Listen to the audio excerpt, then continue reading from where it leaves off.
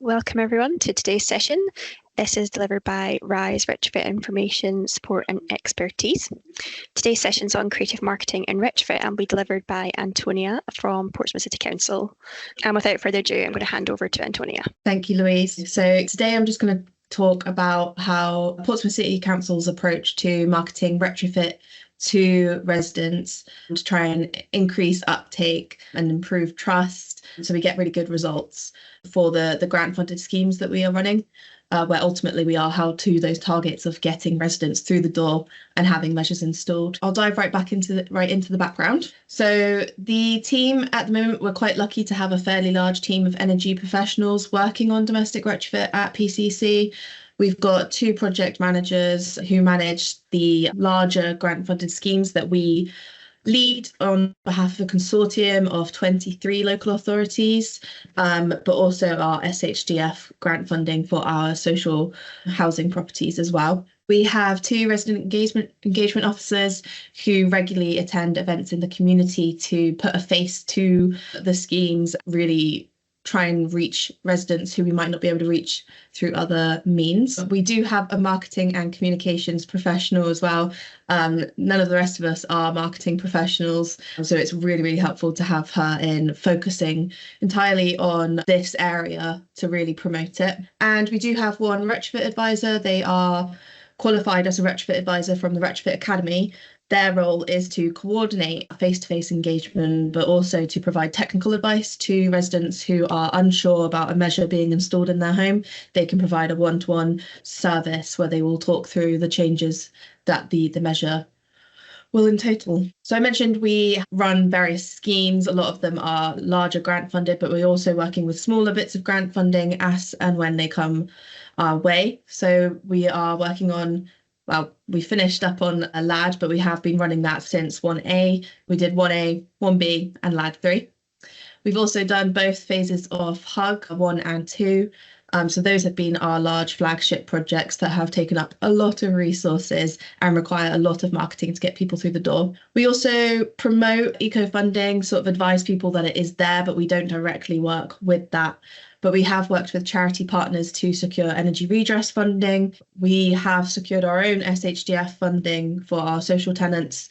And then we've worked with other pots of funding, such as Innovate UK funding, to work with fun new products that we're quite excited about, including the AirX Smart Air Bricks. And we did a trial with those a good couple of years ago through that funding. So as you can see on that slide there, we've got that switched on logo.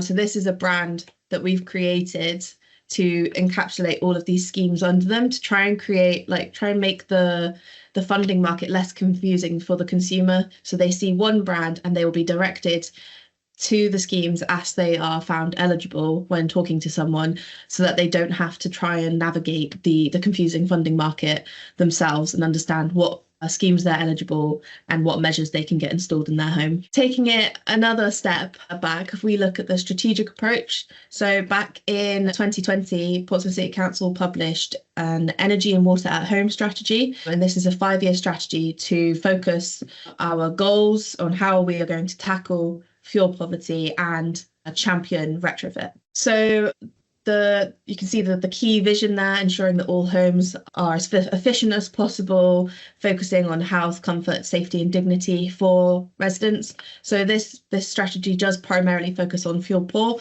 but there is also something in there for the more able to pay market on how they can retrofit their homes as well. But the 3 priorities basically cover education and empowerment. We want residents to know how to use the energy more efficiently so that their bills are reduced and that they feel empowered to make those decisions for themselves. It is about retrofit, installing those measures in homes, using grant funding to get all homes to Portsmouth to a minimum of D by 2025. And it is also about generation as well. That is installing solar panels mostly. We've got a lot of solar panels on our social housing stock and some commercial assets as well. So we realised that we needed to understand the local issue to create that strategy, and we took a data-based approach, though some of this data was tricky to access, even when across internal departments, purely down to GDPR. So we had publicly available EPC data, that fuel poverty data from DESNES, but then we tried to work with some internal departments to look at income data aside from the IMD postcodes that we could get easily, and health data, working with our public health team to try and understand areas that maybe need more support through the system, and also tenure data.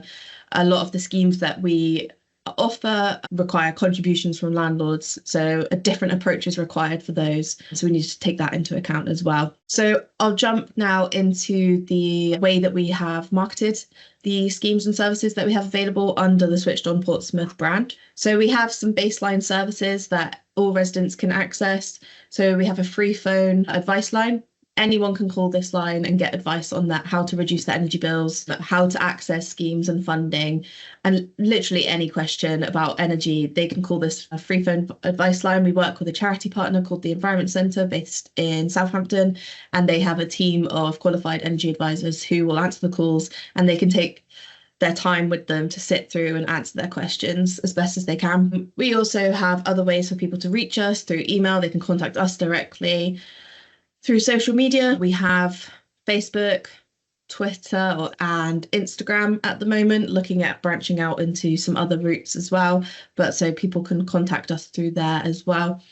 And we do have that postal address, and we do sometimes still get letters sent through asking to apply for funding or chasing up on something they've already applied to. So it's important to keep that as a route available as well. With that, we have taken as many different approaches as we could to market the service.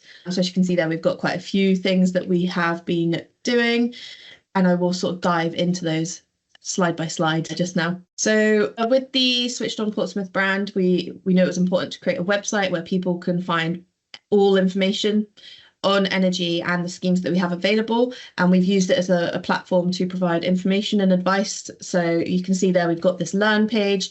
There is so much information on this page, it's hard to keep track of, on how to read meters, how to run different systems, anything anyone could have a question about is on there. And with the search bar function on the website, they just need to type what they're thinking about and they will be able to find it on there.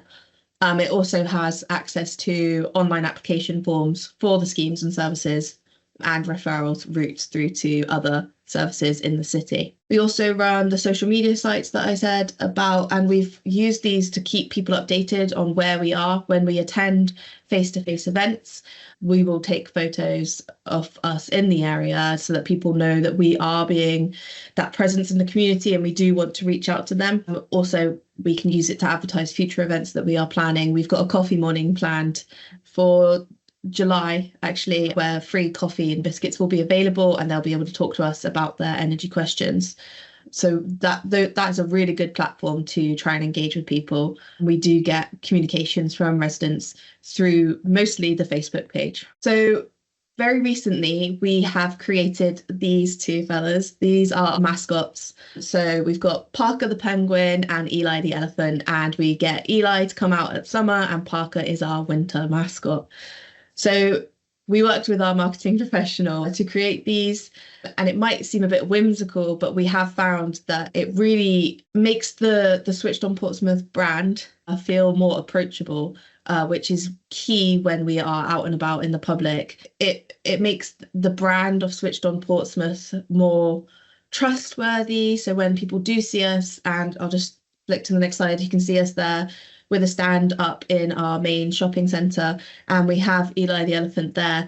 And what's great is kids love these, so they will come over, they want to see what the elephant is there for, and then we have a chance to talk to the parents about what advice and support that they can get through the Switched On Portsmouth brand. It's a key part of our audience is young families, so getting the kids involved really helps, because obviously a lot of young families suffer through fuel poverty and might be eligible for some of the support that we can provide. So we want to engage with them. So these mascots are really key for that.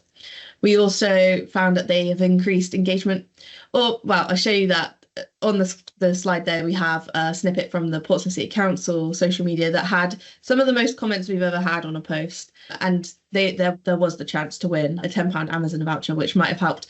But we put the mascot out in key areas in the city. It ties our brand to Portsmouth. It legitimizes it, it improves trust, and allows engagement. So we found it to be a really, really good way to get people involved. We've also tied it through into other routes of marketing. Oh, that's quite blurry. Apologies for that. But we have our in-house publication. We have the House Talk magazine that goes out to all of our social housing tenants. And this will be going out in the most recent version of that for summer. So we are going to have poster sites down on the beach in Southsea this summer with Eli on them, giving different tips on how to save water and carbon we're going for the summer campaign. So within the House Talk magazine, we have him in various little activities that they can do. We've got colouring in sheets, we've got a little football theme to get the kids engaged with the Eli character. So then when they go looking for him out in Southsea. And again, it's just about making it a trustworthy brand that people have seen in various different formats, and they understand that this is a Portsmouth organisation as such that is looking to provide them with help. We have also worked with Smart GB for their smart meters in the community campaign, and we are going to have the back of a bus wrapped with Eli there holding a smart meter.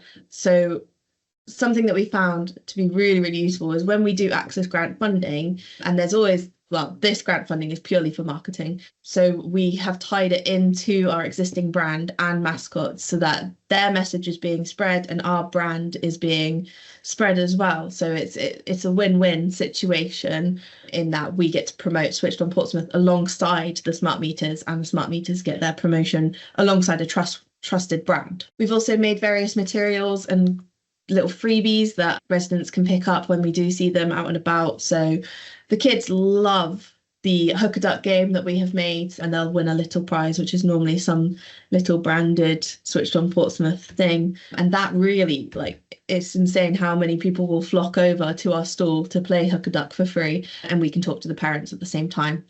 We've got colouring sheets, we've got trolley tokens, again, really, really popular, and those little fuzzy monsters with the sticky feet that the kids absolutely love.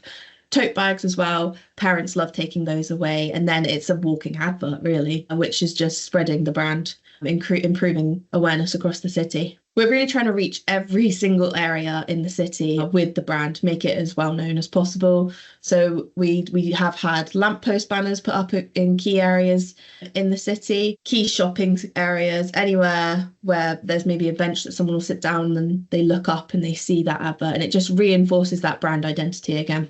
And I have said there, so we have found that it usually requires more than one touch point before we see an application through to the scheme. And it made me think of Mrs. H in Southsea that we spoke to. She had solar panels installed under, I think it was LAD 1B, so a while ago. And she was talking to me about how she heard about the scheme initially in our flagship magazine, which goes out to every single household in Portsmouth, not just social housing tenants. And she didn't quite believe it to be true. We were advertising that she could get the free solar panels that she had already wanted. And she said when she saw the banners, because she lived quite near to a road that is quite heavily plastered in Switched on Portsmouth banners, and she saw it on her Facebook as well, that's when she thought, oh, this is real, this is trustworthy, and I'm going to apply to this. And then she ended up with free solar panels. So that's a really key point, is that you cannot expect applications to come in through one route. So even with direct mail outs, which is usually the key way to get people on board, as soon as they then see it outside and it becomes real, they are more likely to apply, is what we have found. So that's a really key point. We've also then, I mentioned we're getting posters of Eli down at Southsea, but we've also done various adverts across the city, advertising measures that they can get. So we've got one there advising residents that they can get free solid wall insulation. We've had billboards, and that's a really dodgy picture I took as the car was going past. We didn't get any real pictures of those, which is a shame because they were expensive. And we've put an advert on the back of the Portsmouth Football Club fixture cards. A lot of people keep those in their wallet, and we've got the entire back page is an advert for us with a QR codes for people to come through and get advice. Again, we're really, really pushing on making sure everyone sees this brand. So we wrap some of our internal PCC vans. These vans are usually used to deliver school meals. So they are going to schools in the morning. We also are allowed to use them to attend events. So it's another, I mean, it's quite bright colours that's maybe a little bit more engaging alongside the canopy tent thing that we have. It makes it look more legitimate and more likely for people to come over. People can see these. This one was I just came across it on a walk. It was parked up outside of a school, as you can see there, and they are just always out and about in the community and you can spot them. Then something we brought out last winter, which was really popular, we bought a thermal imaging camera, quite a low quality one, about £300. And we bought this using grant funding, part of our marketing costs, being a bit creative with it, with those marketing costs, to buy that camera, and we donated it to our local Library of Things, which just had a shop set up in the city centre. We then held workshops there to advise people on how to use those to identify cold spots in their home, but also look at the heat being lost through their roof or their walls if they are uninsulated, and then telling them about the schemes and services that are available where they could maybe get those installed for free. We posted about this on Facebook and it popped off. Everyone thought it was an amazing idea and really wanted the chance to loan one of the cameras. You do have to pay a donation to the Library of Things, but that's a discretionary amount. So it's a really low cost way to be able to, for them to be able to see exactly where they are losing heat in their home. And the amount of engagement that this created really made that £300 worth it. It's something that you can't directly tie into applications, into schemes, but it's because obviously they've attended a workshop, they've then done things, they might list their reason for applying slightly different, but the amount of engagement that you're going to get through to the brand, it's highly likely that's going to result in applications further down the line. Something else that we thought was really important was to get a lot of the leaflets and materials that we have had made translated so that non-English speakers can also engage with the service quite easily. So we spoke to internal departments to identify the top 5 non-English spoken languages in Portsmouth, and then used our in-house translation service to get them translated. And this one here is in Bengali. We have then supplied these to areas where it's more common to not speak English. And we've gone in with the 5 different languages and said which ones are going to be of most use to this area, and then they have been left there. So we're hoping that that is going to help encourage, some non-English speakers who maybe might find, the energy sector and all of the funding is really tricky to navigate anyway, let alone if English is not your first language. And we're talking about the word retrofit. What does that even mean? I'm not sure most English speakers are going to identify with that word quite quickly. So we found it was really important to get this done. And we were able to use energy redress funding to support the development of this. Translation is expensive, but it is worth it in the long run. So those are the key methods of marketing that we have done to promote Retrofit in Portsmouth. And I'm just going to go through some key tips, what we found worked well. So adding a council logo, adding that PCC logo alongside the Switched on Portsmouth logo, we've found it helps add a level of legitimacy where the Switched on Portsmouth brand was quite new. We had to build up the trust initially, and adding the PCC logo did help. But as you'll see, what we've learned on the other side is that we almost need to also separate the service from the council. And it's a tricky balance. We have found that residents are more likely to engage with us when we are presenting ourselves as Switched on Portsmouth than if we are Portsmouth City Council. But we also need that layer of legitimacy. So it's a little bit of a balancing act there. Regional approaches really work well. That's about adapting the marketing that you're putting out depending on the expected audience in an area, making that includes putting advertisements in key footfall areas as well. Working with existing groups is really important. There are a huge amount of community groups that are already working face to face with some of the most vulnerable people in the city. So we don't want to rewrite the system. So we've worked with them as much as we can to attend their events that they're already hosting and spread the word. And that is really, really helpful. We found that videos have worked really well on social media. So we have created some animated videos, including 10 top tips on how to save energy and videos on the specific measures. We've got one for solar panels, solid wall insulation and cavity wall insulation. And SOS heat pumps that people can watch little snippets of on their Facebook as they're scrolling by to try and understand what the measures are. And then everyone knows this, but case studies are key. Seeing a real face who has actually received the measure obviously improves trust in the service. And we have found that to be key. It is that community presence that is massive. As soon as people talk to you face to face, that's when you become a legitimate service in their mind. if you're just online, if you're just posting letters, it's going to be really hard for it to feel real. And then the trust isn't quite there. And then when you're installing large measures in their homes that are going to change the way that they use them, you need that trust. And then we definitely found that marketing materials are not cheap. But we've been very, very fortunate to receive grant funding where we are able to use the admin budget to be a bit creative with it and develop materials that encapsulate the brand that we have created, but also the message that the scheme wants advertised. So it's definitely important to track the success of marketing routes in order to develop the approach to be the most effective going forwards.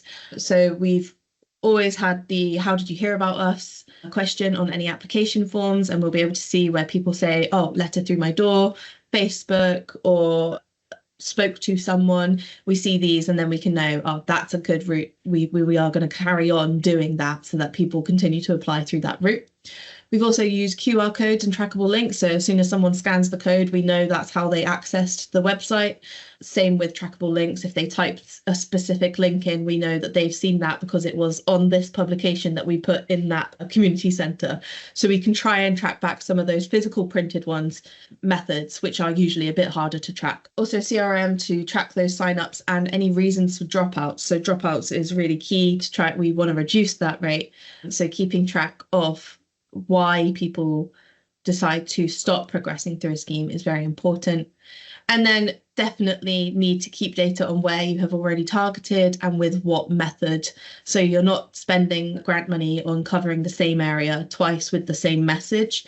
If it didn't prove successful last time, you want to take a different approach the next time. So you need to make sure to keep that data so you know. Then we've just tracked the ideal customer journey. This is what we are aiming for with our marketing approach. So the resident will be made aware of the switched on Portsmouth service, and that will either be through a referral from a partnering community group, through social media, through posters, lamppost posters, billboards, or anything like that, or they've met with us face-to-face at an event, alongside all of the other routes that I've mentioned as well. They'll then make contact, and they can do that in person, through the free phone or via email or the postal address, as I did mention earlier. We make that application into the scheme for them, and then they will start progressing through the scheme. So it is quite a process to get people up to a point where they're even having that first survey in their home, but it is, every single step is very important. And then finally, just at the end, I've just included a case study of someone who received an air source heat pump. This is Mr. Taylor, based in Portsmouth. So he did receive a direct mail out letter inviting him to apply, but he mentioned that he applied after he then saw a link on Facebook. Another reason there is, as soon as you see a link, it's quite easy to click through and just apply rather than get a letter and maybe have to phone up. Some people don't like phoning. I know I don't. So a link on Facebook also can help encourage people to apply. So because he applied, he received the air source heat pump, his cavity walls were insulated, and the loft insulation in his loft was topped up to 270 millimetres. The estimated carbon savings and bill savings there are actually just for the air source heat pump, as he upgraded from old electric storage heaters. So the savings he's going to realise from having this measure installed are going to be huge for him, and he is chuffed with it. He was then also provided with information on how to adapt to how he needs to heat the home with this new system, and that advice will continue going forward through our retrofit advisor. So just to summarise, grant funding usually always has an admin allowance, and you are expected to use some of this to promote the scheme, especially when you're relying on residents signing up. So use this as creatively as you can, to push the boundaries a little bit, to tie the message into your brand. It helps residents. It's a less confusing approach for them. It's not this pot of funding, oh, and there's another one. Which one am I eligible for? It's this service, this one application route to get them to apply. Branding. It's really, really, really helped. That's just tying into that trust. If you've got one brand instead of multiple different schemes, you can push that brand through various different routes, and it's always going to add to that trust rather than having to build it from the start every single time you're trying to promote a new scheme. I've said diversify your approach. That's where I mentioned residents have said that they received a mail out letter but didn't think to apply until they then saw it in the real world, outside in the city that they live in, and realized it's real. So really think about taking different approaches to putting the message out there. And then educate and empower the residents that you are asking to apply. They need to understand what they are applying for, what they're going to receive, and how it's going to benefit them. So really tie in that education and that advice alongside the promotion of the scheme. And that is everything from me. Thank you.